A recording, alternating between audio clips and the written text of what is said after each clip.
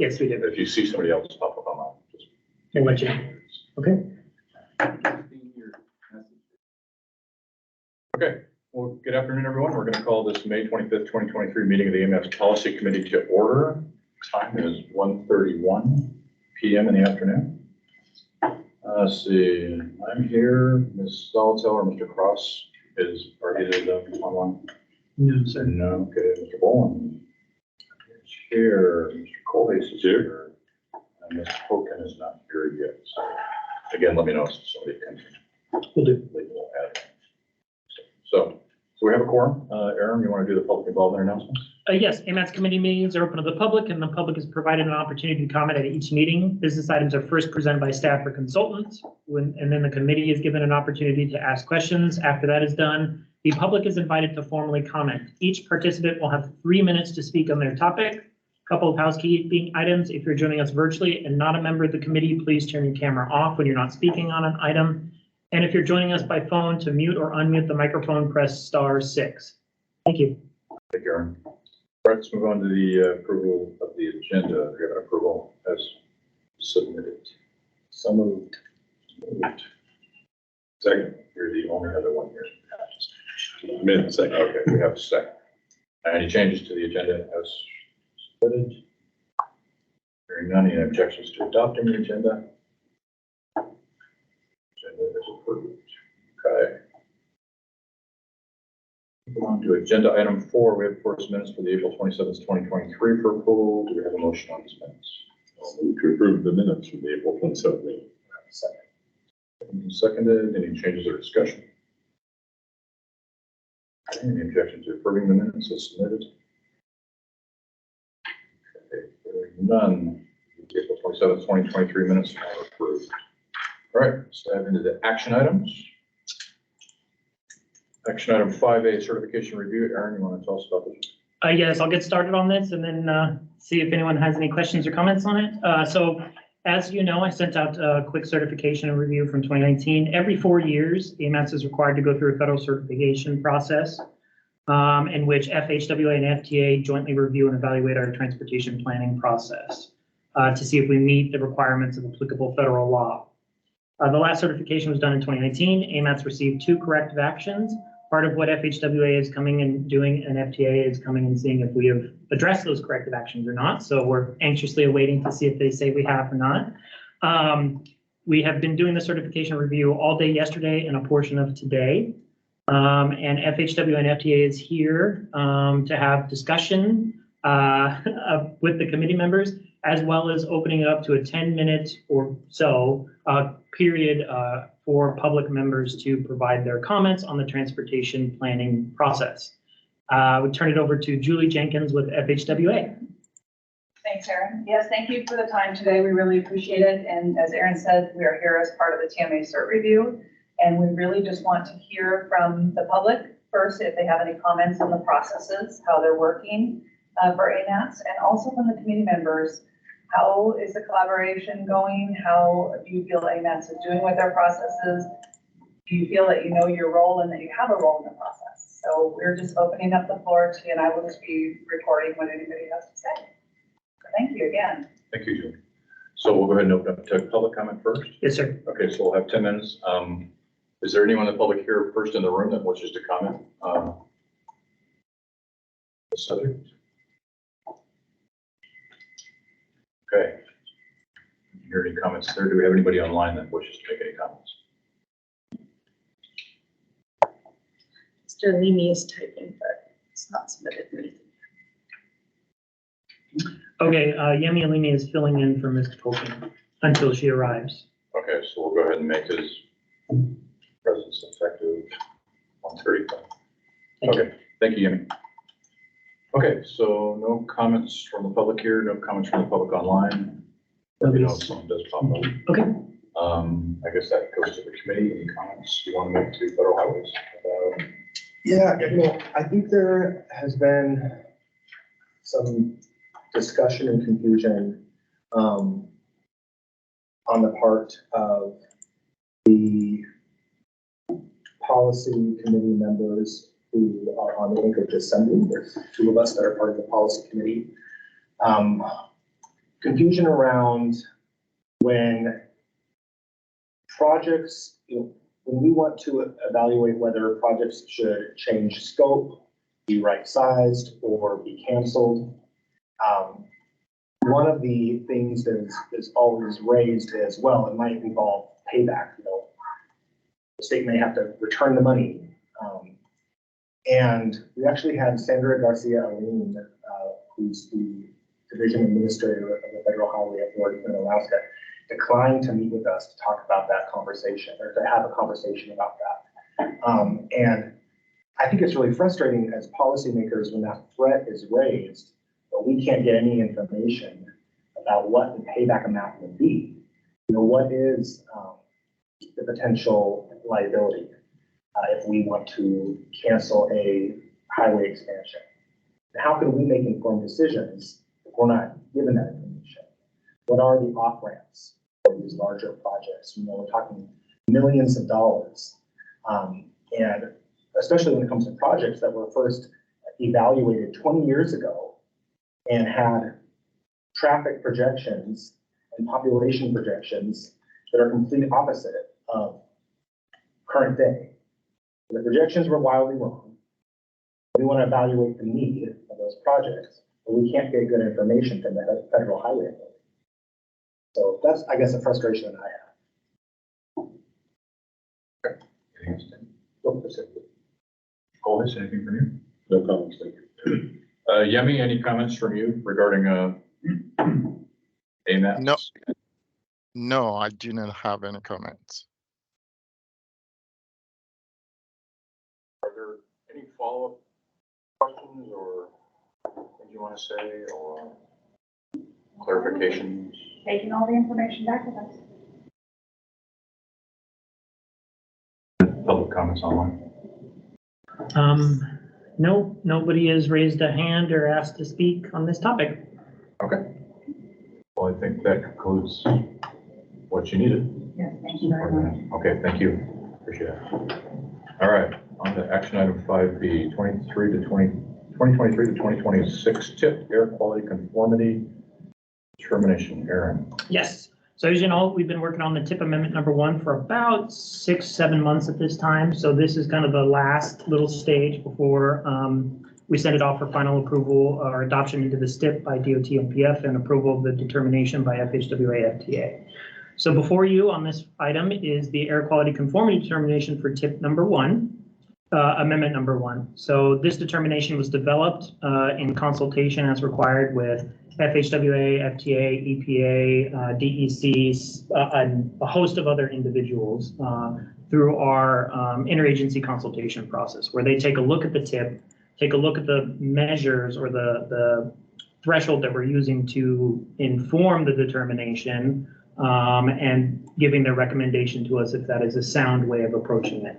Basically, what we look at for the air quality conformity determination is if the projects we're changing as part of tip amendment, either adding, deleting, adjusting, are going to impact our ability to implement our SIP measures, statewide implementation program measures. It's our air quality measures. And so that review was done. The determination was written. It was released for a 30-day public comment period starting on April 3rd. A couple of errors were discovered and required us to start the comment period over. So we started it over on April 11th for another 30 days. So we had about 38 days total for this. We were able to adjust the TAC meeting date to keep our schedule on track. So we're very appreciative of the TAC for that adjustment. No comments were received on the air quality conformity determination. So before you is recommendation from the Technical Advisory Committee and staff to approve the air quality conformity determination for the tip amendment number 1. Thank you. Okay, thank you, Aaron. Any questions or comments from the committee? Air quality conformity determination. Pretty straightforward. Okay. Any questions or comments from the public on the air quality conformity determination? Okay. What is the will of the committee? This is Yemi. I move to approve the air quality conformity determination.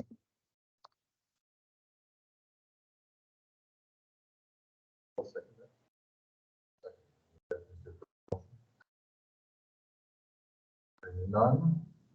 It's approved. Thank you. But wait, there's more. There's always more with us. Okay. That's by C 2023 to 2026. Tip Amendment 1. Yeah, so this is the companion piece to the air quality conformity determination. This is the actual changes that were being made to the tip. So you have two things here. You have the memo that's explaining what the errors were that we found. So these are the railroad numbers in table 9.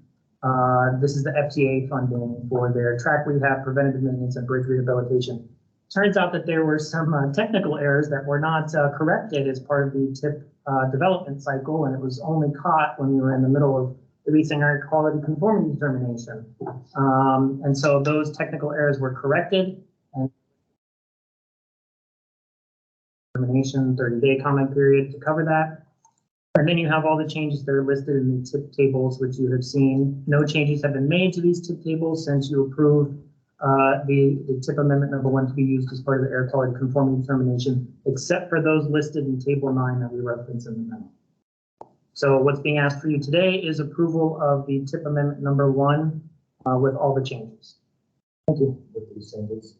With the changes you see on the memo and the ones that are in the actual document itself.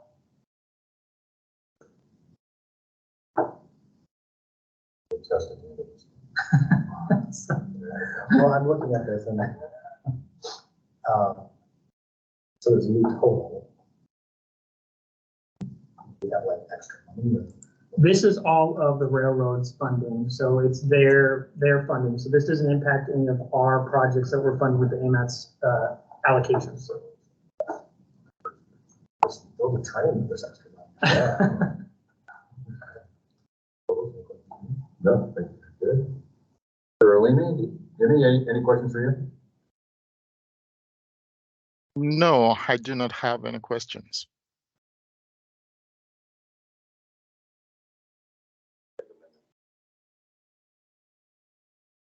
All right. The will of the committee. Move to approve. Second. Seconded. Any objections to approving the motion? Hearing none, the motion is approved. Thank you. All right, Aaron, any other action items we're missing? No other action items today? Okay, on to action agenda item 6A, Northern Lights Boulevard Sidewalk Project Update. So real quick, I know the project manager's getting ready to talk about it from DOT. I just want to give you a reminder of this particular project.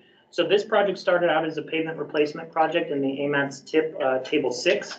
However, as we got into this project, it was determined there was a lot more work that would need to be done, and the cost would exceed what we typically fund out of that. So coming through the committees, this was pulled out as an individual project into the rest of the tip tables itself.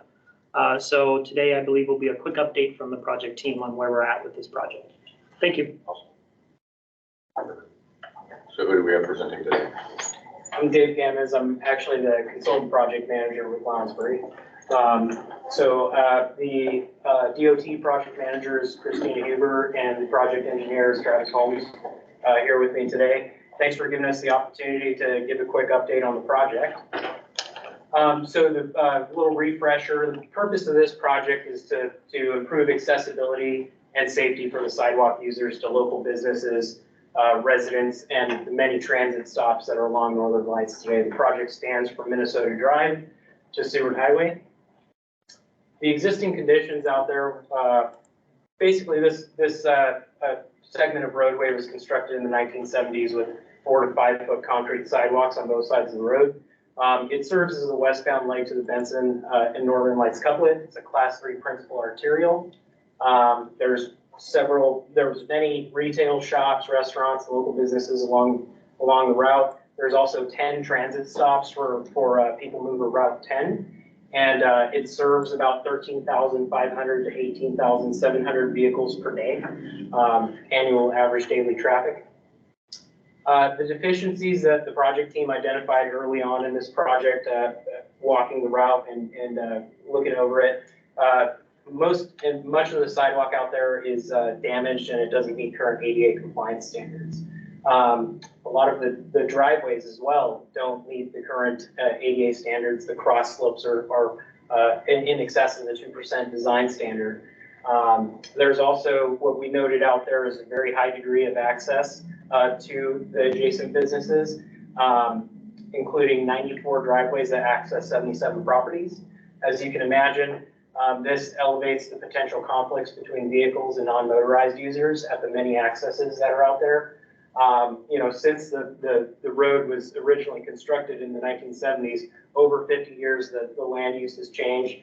Property's been subdivided, but the original driveways are still out there as they existed then. And then there's also utilities, overhead electrical poles that are in the middle of the sidewalk. There's also fire hydrants and other utilities that are in the sidewalk. Our proposed improvements on the project, we plan to reconstruct all damaged and non-ADA compliant sidewalks and bring those up to current standards. Where the right-of-way is available along this corridor, we're going to widen this sidewalk from 4 or 5 to 6 feet wide.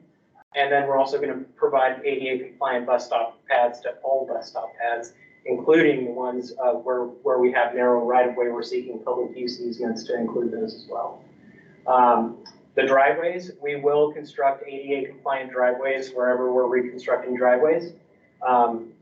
And then we're also, all the new driveways that go back in will meet the current design standards. And then the next item, which I'll go into a little bit of detail after this slide, is we're going to be removing select driveways along the corridor and replacing those with sidewalk. And then any utilities that are in the sidewalk, not including the overhead electrical, we're planning to relocate. But where that overhead electrical exists, we're going to be constructing ADA compliant sidewalk on the backside of those utilities to provide that ADA compliant route. So the next item, like I said, with the driveways, we realized in design that this could be a challenging portion of this project to navigate through. So early on in the design, we decided that we wanted to coordinate with the agency, DOT, and the different functional groups within it, right-of-way planning and traffic, to define our goals of why we were removing driveways on this particular route, or why we were seeking to do that. And then we came to a consensus on the priorities and the criteria developed in order to go along to the process of meeting with property owners to discuss. And we decided to memorialize this in a memo that defined the existing conditions and the purpose of doing the driveway access management on Northern Lights. We basically have available to define each individual decision for each driveway that we were planning to either remove or leave in place or consolidate. And then we defined our success on this particular project as being able to meet with the property owners and come to an amicable solution for their individual property as far as the decision making. So over the last fall and over the winter, we met with the affected property owners individually, and we came up with a solution for each one of their properties. And we have a little quote here in our agency coordination meeting, and we understood that it would be a balance between our design criteria and the property owner site plans. And so we came up with solutions for each individual property based on. This is the route.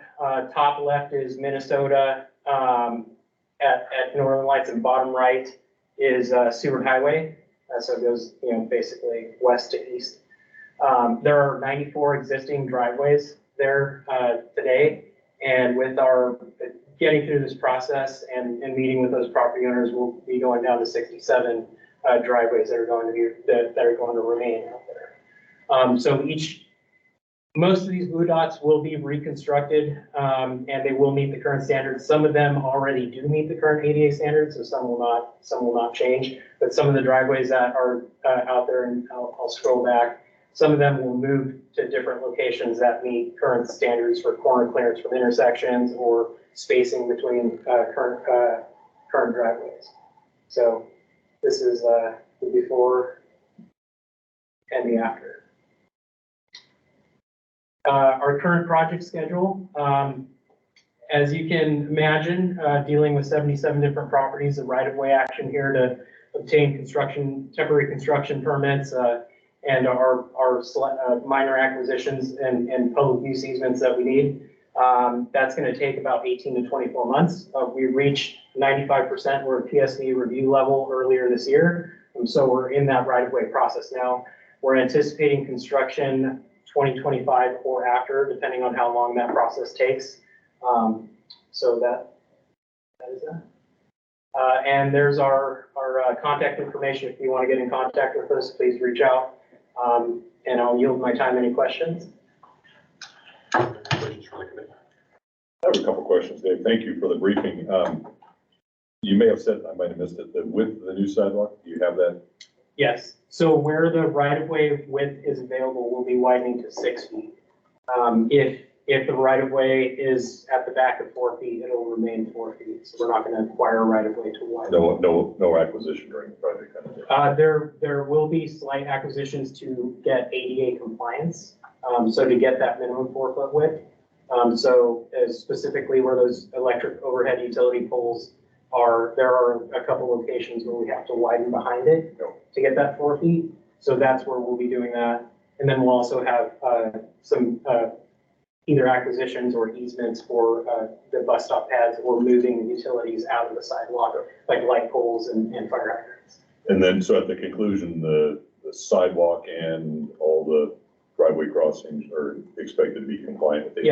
Yes. Yeah, that was our kind of main goal, was to make sure we met all the accessibility requirements. And does the project look at all at moving the bus stops out of traffic lanes with pull-out stops? Is that viable? No, this particular project wasn't looking at, widening or changing the curb line at all. But we are proposing shifting, and we coordinated with transit, shifting a few bus stop locations to locations where it made more sense because there was more available right of way.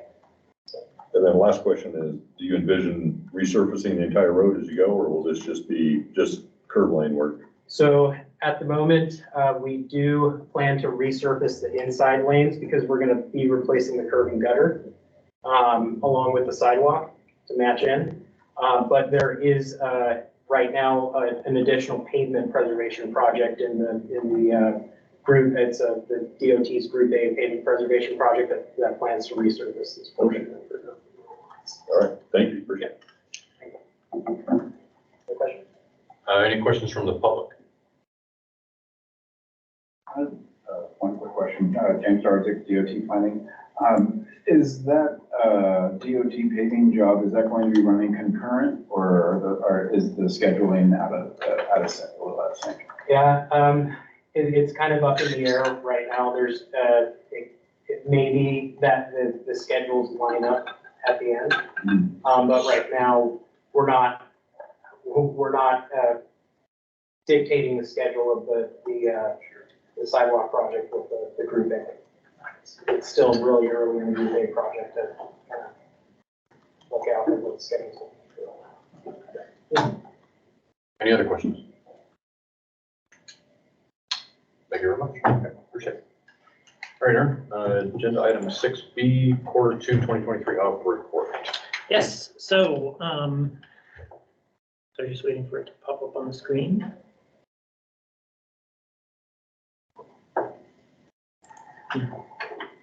Okay, so every quarter we bring you an obligation report on how we're doing with obligating the funds in the TIP. So this one is the second quarter report. So this is January, February, and March of this year. And we are required to be plus or minus 10% of our total allocation. So as you can see, we're doing okay on some things. I will point out that this does not include the TIP amendment number 1 that you all just approved. We still have to get that final approved, and then we will do our future ob reports based on that TIP amendment. So you may see some numbers like, wait a minute, we just approved something different. There's the process to follow that'll be updated later on. So just kind of going through here, just outlining everything. DOT helps us with this. James Starzik puts a lot of this together, and then he and I kind of sit down and run over everything. I did just want to point out one thing kind of at the very, or two things at the very bottom. On the last page, I'm going to scroll all the way down. Okay, we are at minus 1.01%. So that we have about 392,000 that we are not anticipating obligating. I assume that number will change as soon as we update the TIP amendment number 1 into this information. So we'll see what third quarter and fourth quarter have to say. I did also want to point out something in case anyone sees the very large number at the very bottom that says unobligated STBG funds available to AMATs. What this is these are deobligated funds that have been, or any funding that is left over at the end of the year that AMATs doesn't obligate. So for example, if we didn't obligate the $392,000 that you see here at the end, that would go back to the state for the state to utilize where they would like. DOT headquarters has been very gracious in working with us that any of the funds that are not obligated at the end of our fiscal year, they will hold them for us to use at a later date. This has been building over the years until we were recently notified of the extreme amount that is available, 16.4 million. You will note that as part of amendment number 1, we did show $14.7 million, which is our ob limit for that amount, in 2026 to be used to help pay for Spenard Road project. And what this is going to allow us to do is offset and not have to use the advanced construct option that we had originally shown in the tip. So advanced construct means we're borrowing from the next year to pay for something in the current year. So this money will allow us to eliminate that AC and not have to borrow from 2027. This is a really good tool for us because it doesn't bind us to, basically saying X amount that we borrow from 27 is now kind of off the table to be used because it's already been used for 26. So it gives us more flexibility on our funding in 2027. Hopefully that was not overly complicated, but I can answer any questions on that if you need. So it looks like overall we're doing very well with keeping on track with getting all of our funds obligated by the end of the fiscal year, especially with tip amendment number 1. I am here to help answer any questions that you may have. Thank you. Thank you, Aaron. Any questions from the committee? Yeah, so I'll make sure I'm understanding that correctly. The 16 million unobligated STBG funds, you're going to be using 14 of that on Spenard Road? Yeah, so we have obligation authority, as it says in there, we have obligation authority, which means how much of that total can we actually obligate is only 90% of it.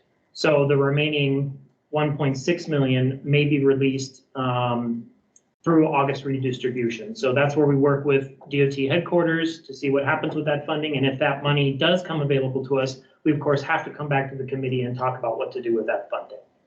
So we will keep you apprised as we get closer to that and let you know kind of where things are at. Okay. Any other questions? All right, silence is consent. On to the public. Any questions from the public on the quarterly update? All right, thank you, Aaron. Thank you. Okay, on to item 6C, quarterly project update. Aaron. Yes, would you be able to zoom in, please, Rhiannon? Okay, so to go along with the quarterly reports, this is a new thing that we are presenting to the committees. James Starzik has very graciously put together this quarterly project updates to accompany every quarterly report. So we often tell you about how we're doing at the tip, but the project updates kind of are a little more sporadic. Typically only when a project comes before the committee to talk to you, ask questions. The purpose of this is to give you a comprehensive overview of all the projects that are currently underway by AMATS's funding. And there's the project manager, project description, current phase, and then kind of the status of the project. Our hope is that this report, this update, will provide you as the committee members, as well as members of the public or other staff members, kind of an idea of where we're at with projects. It's part of that, facilitating of any questions or comments that you may have on projects. So I definitely encourage you to kind of take a look over this. Let us know if you have any questions. You'll be seeing this every quarter, and the format may change. We might make it a little easier to read.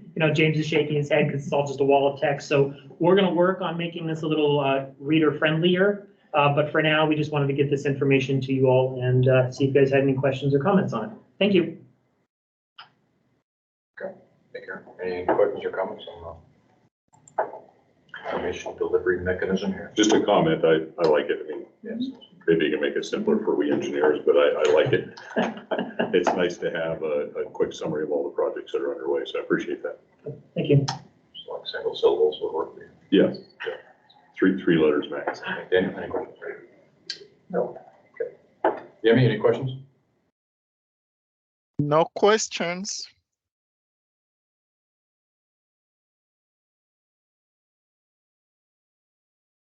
Thank you, Aaron. Thank you. See one more update, it looks like, agenda item 60, transit rideshare update. Get ready for the best item on the agenda. Bart Rudolph with People Mover will be giving this update. Hello. All right. I also have a giveaway, beautifully branded with our Rideshare logo of an emergency roadside kit. So if you're paying attention, you might be able to win. It is more fun if there are more people here. But the good news is it increases all of your odds of winning. And half of you have already seen this presentation. So this could be interesting. Can we still answer if we have the answer to it?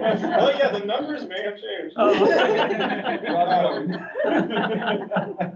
So I'm Bart. I'm the Planning and Communications Manager at the Public Transportation Department. We don't talk a lot about our rideshare program. It doesn't get a lot of love. Usually we talk about buses or anchor rides. But we have a very successful van pooling program, which is also a very sustainable and impactful transportation option. And I always like to remind people that we are a winter city, never to.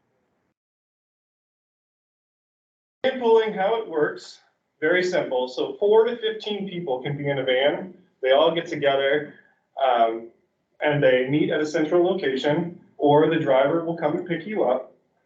You commute to and from work. This is not an Uber or Lyft. These are not one-off trips. These are scheduled, arranged trips that happen all the time to and from work. So it's the same group of people that you're commuting with. And then you share driving responsibilities, and it's up to the individual van pool to determine who drives. The driver, a little bit more of a subsidy break. They pay less.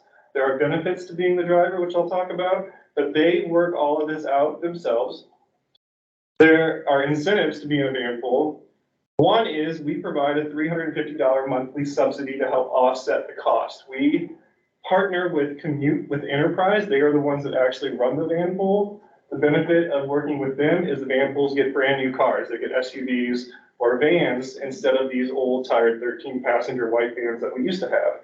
So we pay $350 for every van pool, and that is funded by AMATS with CMAQ dollars and matched by the state with the local match is done by the state. So this is truly a partnership between all three entities to make this program happen. We also give them a free bus pass, because if you're here in a van pool, maybe you need to go to lunch or take a quick errand and you don't have a car, you have a bus pass to get you around town. We also have a guaranteed ride home program, so that if you are at work and maybe your kid is sick or you need to run an emergency or you need to get home that isn't planned, we will arrange an Uber or Lyft trip to get you back home.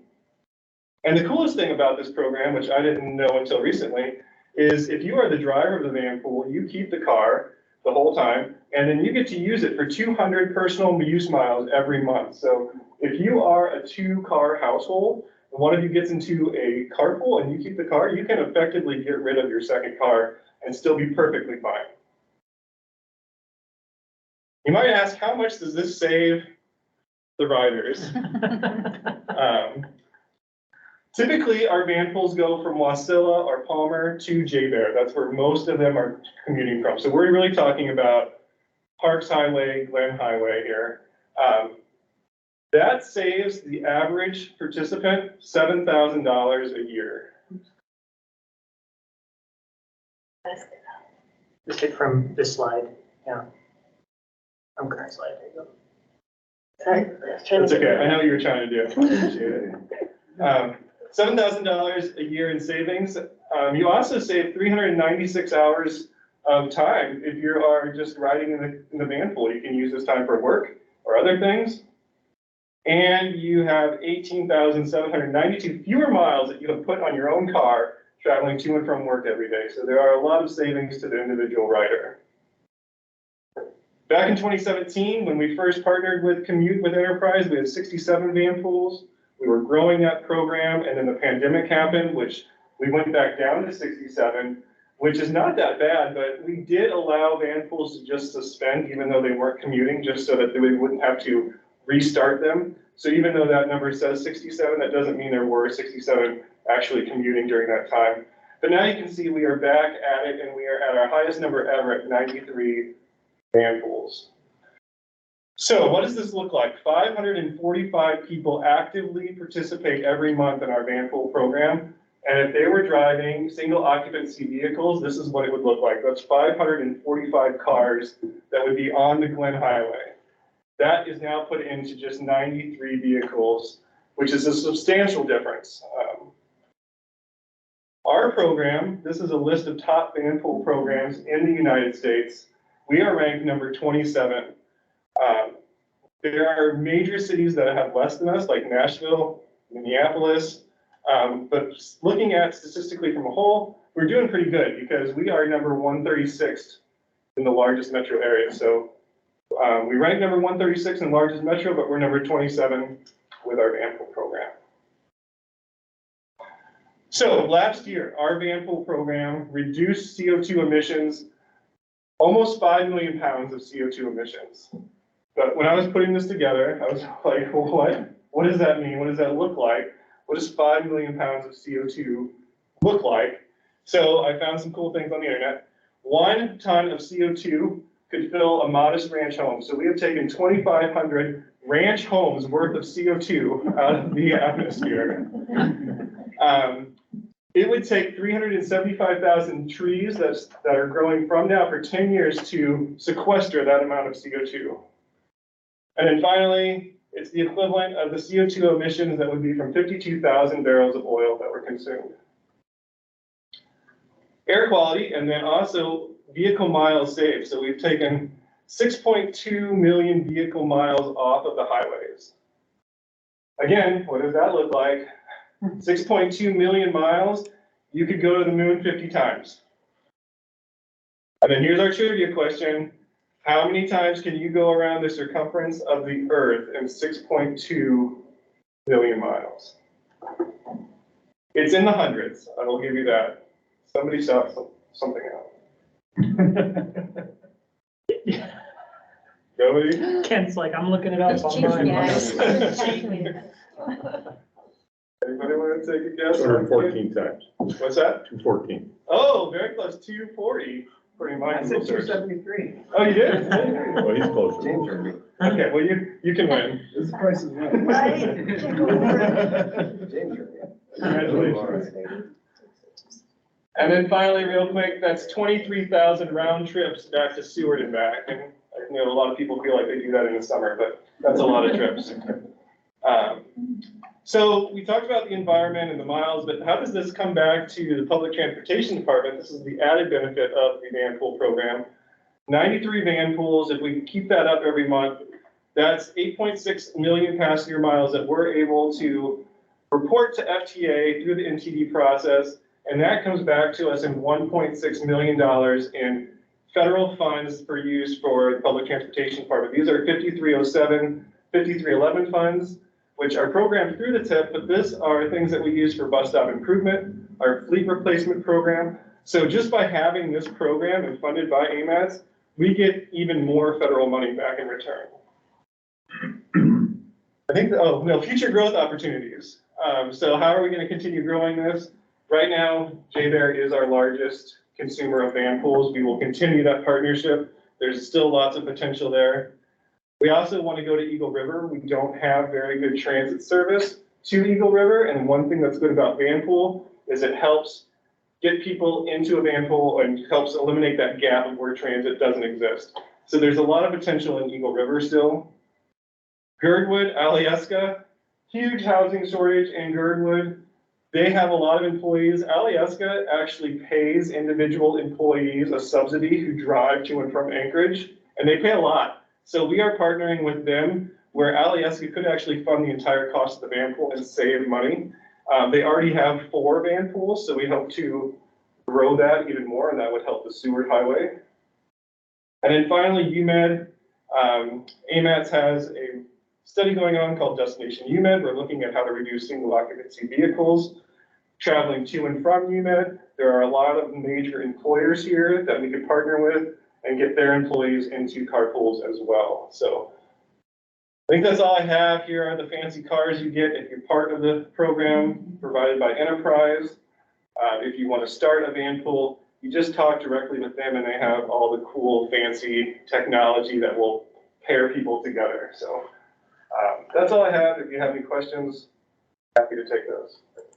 Any committee questions? I have a question, I guess. So, or what about liability? How's that handled? If we're promoting this program, we're managing it, we put a random driver in there and something happens. That is a good question, and I don't know the answer to that. Do I get a prize for stumping? What's that? Do I get a prize for stumping? Maybe. Later. I was just curious. It's not a big deal. Yeah, I'm not sure how that works out, but I know that they have an agreement with Enterprise. They actually call these rentals. So the driver has an agreement with Enterprise, and I would imagine that that is worked out then. Any public comments?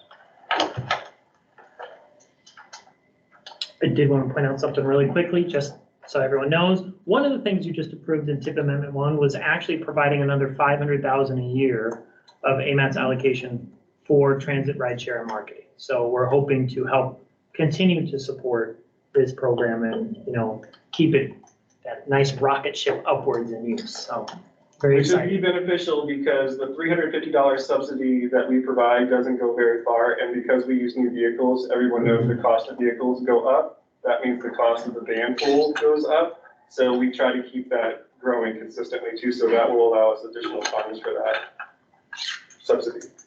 So thanks, Aaron. Thank you. Thank you, Bart. Appreciate it. Okay, any other line updates there? No, sir. Okay. Agenda item 8, committee comments. Committee comments. He changed. Couple, just wanted to, we've had a little bit of a changeover at DOT. So Todd Van Hove has been replaced by Ben White, if you didn't know that. Kelly Summers, who was doing the sewer Glen Pell, she's been replaced by Galen Jones. Tom Schmid has been replaced by Aaron Hunting. Alan Drake, our construction chief, was replaced by Laura Paul. And my position closes for Phil on Monday, and hopefully we'll have a Phil sometime last part of June. So far we got 6 applicants, so hopefully there's a little bit of interest out there. Check Facebook if you want to see that advertisement. John Linnell will be acting as regional director until that time. Ben White will be taking my place on the policy committee until the replacement has been chosen.